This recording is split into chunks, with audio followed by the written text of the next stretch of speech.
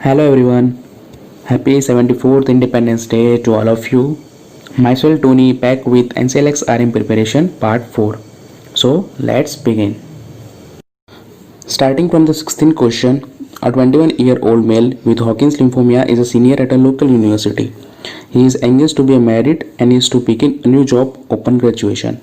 Which of the following diagnoses would be priority for this client?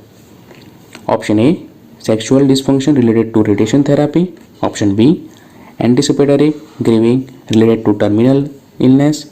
Option C, tissue integrity related to prolonged bed rest. Option D, fatigue related to chemotherapy. So let's see the correct answer. So the correct answer is A, sexual dysfunction related to radiation therapy. So let's see why this is correct. Radiation therapy often causes sterility in male client and would be of primary importance to this client. The psychosocial needs of the client are important to address in light of the age and life choices. Hawkins disease, however, has a good prognosis when diagnosed early. Answer B, C and D are incorrect because they are of lesser priority. So first of all, you have to know that what is Hawkins lymphoma. It is a cancer part of immune system. So 21-year-old male having Hawkins lymphoma, so we have to do radiation therapy which often causes sterility in male client and its primary importance to this client. So by that, answer B, C and D are lesser priority compared to option A. So the correct option is option A, sexual dysfunction related to radiation therapy. Further, moving to 17th question, a client has autoimmune thrombocytopenic purpura. To determine the client's response to treatment, the nurse would monitor option A, platelet count, option B, white blood cell count, option C, potassium level, या option D, partial prothrombin type. So let's see the correct option. The correct option is option A, platelet count. So let's see why this is correct.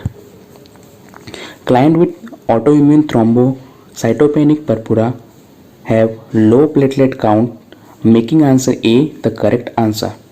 White cell count, potassium level and PTT are not affected in ATP. Thus answer B, C and D are incorrect. So first of all, you have to know what is autoimmune thrombocytopenic purpura. It is the low level of the blood cell that prevent bleeding. So first of all, the client having autoimmune thrombocytopenic purpura and it's the ATP which have low platelet count, and by this answer A is correct.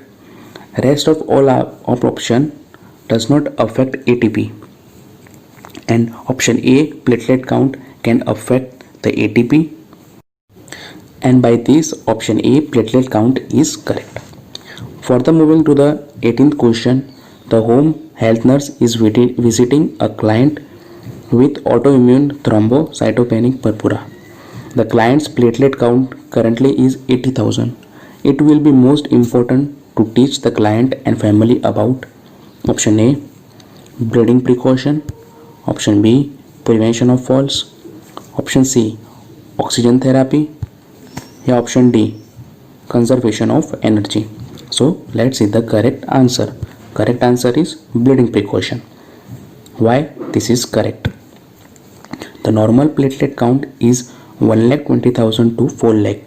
Bleeding occurs in client with low platelets. The priority is to prevent and minimize bleeding.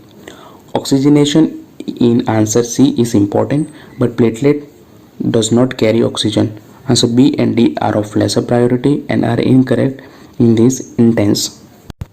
So in 17th question, I have said that autoimmune thrombocytopenic purpura is the low level of blood cell that prevent bleeding.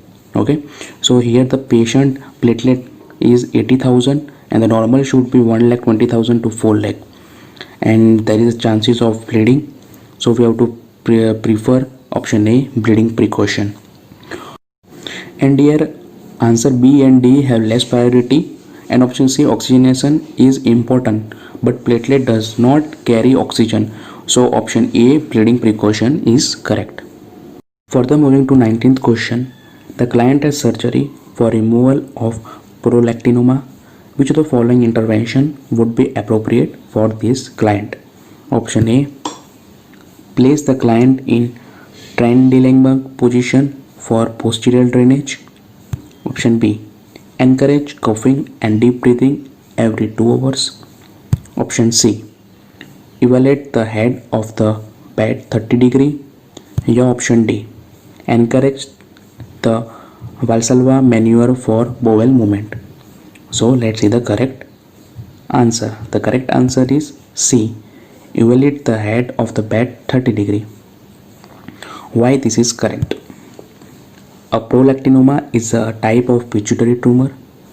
Elevating the head of a bed 30 degree avoids pressure on the sella turcica and helps to prevent headache. Answer A, B and D are incorrect because Trendelenburg, Valsalva maneuver and coughing all increases the intracranial pressure. So here prolactinoma is a hormone secreting tumor on pituitary gland. So the patient having surgery of removal of prolactinoma, so we have to elevate the head of patient to the bed at 30 degree. By that he can prevent from headache. And rest of all option increases the intracranial pressure. So by this answer C is correct. Further moving to 20 question, the client with a history of diabetes insipidus is admitted with polyuria and polydipsia and mental confusion. The priority intervention of this client is option A. Measure the urinary output. Option B. Check the vital signs. Option C. Encourage increased fluid intake. या option D. Wait the client. So the correct answer is option B. Check the vital signs. So let's see why this is correct. The large amount of fluid loss can cause fluid and electrolyte imbalance. That should be corrected. The loss of electrolyte would be reflected in the vital signs. Measuring the urinary output is important, but the STEAM already says that the client has polyuria. So answer A is incorrect. Encouraging fluid intake will not correct the problem.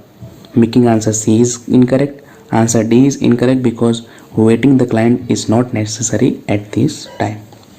So first of all, you have to know what is polyuria and polydipsia. Polyuria is a means excessive urination and polydipsia is drinking plenty of water but you feel thirsty. Okay. And here patient loses the fluid and electrolyte in large amount. And by doing vital signs, it would be reflected. So option B, vital signs is correct. So thank you for watching. If you like this lecture, give a like and subscribe our channel. We will be updating videos of NCLX regularly. We will be back with part 5.